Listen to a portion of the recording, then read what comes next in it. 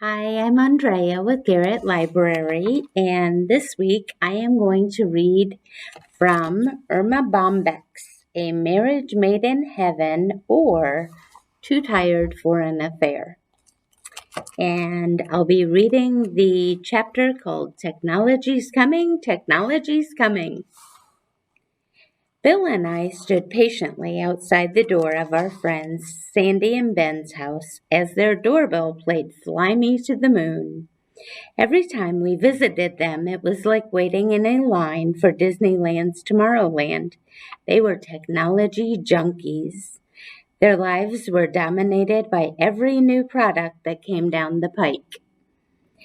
They bought cordless phones that measured their cardiovascular workouts, radar detectors for their cars, and electric alarm systems for their attache cases.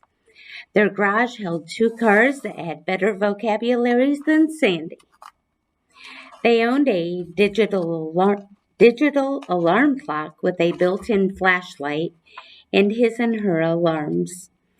They bought an electronic mail detector so they wouldn't have to make all those long trips to the mailbox, which was a slot in their front door. The door opened and Ben grabbed us by the shoulders and pulled us in. "You gotta see this," he said, dragging us into the kitchen. "Sandy," he shouted, "do the stove for them." On cue, Sandy walked like a robot to the sink and filled a saucepan with water. From there, she went to the stove and without so much as touching a button, set the pan on the smooth surface. It began to boil immediately. She then removed the pan and placed her hand on the spot where the pan had been. She smiled triumphantly. "Do you always have to put your hand on the stove after you've cooked something?" asked Bill. "No, no," said Ben. "You missed the point. You could if you wanted to. The cooking unit is programmed only to cook. Pretty amazing, huh? How about a drink?" As Ben plugged in his electric cocktail stirrer, I glanced around Sandy's kitchen, which she called a food center. There was a computerized bread maker, thermometer spoon, trash compactor, electric knife sharpener, salad spinner, and salad shooter. Sandy and Ben had embraced the 80s and all of its technology. Bill and I just hung back like it was a blind date. The only concession we had made to automation was a smoke alarm. It told me when dinner was ready. No one came right out and said so, but technology put stress on marriages and relationships. It was fine when the devices worked, but when they didn't, we tended to take our frustrations out on one another. In some cases, they were a catalyst for violence. Neither Bill nor I was what you would call technology friendly. I couldn't fold a box at Christmas without therapy. There was no doubt in our minds that half of the people in Betty Ford Clinic were there because they tried to program their VCR. But we were caught in a decade of change that proved to be more than we could handle. Then, one morning, on schedule, Bill pulled out a 2-quart saucepan, put a half cup of skim milk in it, and set it on the stove to warm for his coffee. As usual, he forgot about it, and it boiled over onto the stove. "Remember what we said about mainstreaming into the 80s, he said, grabbing a roll of paper towels to wipe up the mess. "What are you saying?" I asked. "I'm saying we probably should break down and buy a microwave oven." "Let me get this straight. You want to buy a 700-watt oven with 5 pages of precautions and 27 pages of operation instructions because of a little spilled milk?" "Sandy and Ben swear by theirs. Sandy uses hers to store her cookbooks." We argued. I lost. The microwave came to live in our kitchen. The book of instructions could have made a 12-hour miniseries. Guess how many men it takes to replace a light bulb in your microwave, I asked, leafing through the manual. When he didn't answer, I said, 4. 2 nuclear physicists, 1 man with asbestos hands, and an authorized service representative who determines the bulb's availability. Hey, I said sarcastically, here's a whole chapter on probe cooking. When was the last time you had probe? Lighten up, he commanded. You act like we've just bought 2 tickets for a space shuttle. It's only an oven, for crying out loud. Why are you opposed to something that is going to save you time? Time is the key word here. I kept a log of the time saved. It was underwhelming. Time arguing about whether my good china goes in an atmosphere that could explode eggs. 10 minutes. Time to read the manual. 20 minutes. Heating time for a half cup of milk. 30 seconds. Time to treat finger for burns when I stuck it in the milk to see whether it was hot enough. 5 minutes. Time to heat the coffee, which had turned cold while we messed around heating the milk. 1 minute. Technology has never been singled out as one of the most major causes of domestic unrest, but it is. For me, the microwave was a test. If we could survive it, the gates would open to all the Gadgetmeisters had to offer. We'd eventually turn into Ben and Sandy, surrounded by our new toys. From then on, there wasn't a day we didn't challenge our marriage. We unpacked the VCR. That's as far as we got. For weeks, we circled it and promised ourselves we'd let it work its magic. Mentally, I had begun to think of other uses for it.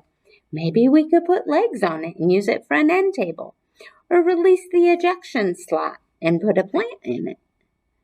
Then, one Friday, when we decided to go out to dinner, Bill suggested we tape Dallas. He picked up the instruction manual and began to read. In a burst of sentiment, I wanted to be near him. I put my hand over his and said, I wanted you to know that whatever happens, I think you're the bravest man I have ever met. He jerked away. Good Lord, we're making too much of this. We're not dismantling a bomb. It's only a harmless VCR. You read, and I'll push the buttons. You want me to read the pages on how to use the manual? Skip all that, he said, and get on with how to record a show when we're not here. I traced the words slowly with my fingers, read them aloud.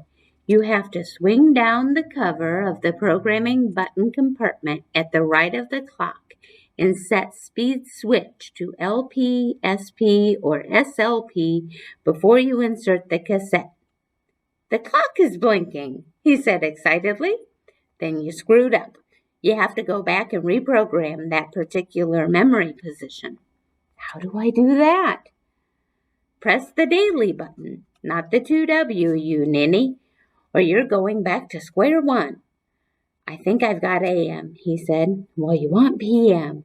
You should be able to select one of the 8 programs by pressing the button with the number and the minutes and the hours. Do you see the days of the week flashing? Everything is flashing. Don't forget to press the record stop time. Are the letters CH flashing? If so, you're ready for the channel selector switch. Hey, I think you've got something. I see Miss Ellie and JR. You're recording. You've done it. It was not recording. I've done nothing, he said slowly. You are seeing the actual program on the set. We might just as well sit down and watch it. It was a bitter pill to swallow. The machine was smarter and stronger than we were. It was only a preview of things to come. Technology would affect the way we lived, communicated, ate, voted, raised our children, worked, shopped, traveled, and dealt with problems. In an age when we should have settled into comfortable and familiar rut, Bill locked himself in the bathroom for 3 days trying to set a runner's watch. I hurt myself kicking a talking scale that said, Remove fillings in your teeth, bimbo. Our cameras were obsolete before we could get film in them. Our clocks blinked, our friends beeped, cellular phones were everywhere and pulled short of phone implants. Our children couldn't write without a computer and automatic speller, and people faxed out for their lunch. Our kids were thoroughly disgusted with us. As they watched us stumbling around, pushing buttons and twirling dials, we not only lost face, our IQs plummeted to single digits. "Why don't you get an answering device on your phone?" one of our sons nagged. "Why? Why do we need a recording to tell someone we're out? If no one answers, we're not there." That's not too hard to figure. Change in a marriage is always difficult, not only with the principles, but those that evolve in the world around you. It seems as if we had become obsolete overnight. We couldn't get film for our cameras, buy carbon paper for the office, 8-track cassettes for an old stereo at the cabin, or parts for my typewriter. Our only choice was to join the majority.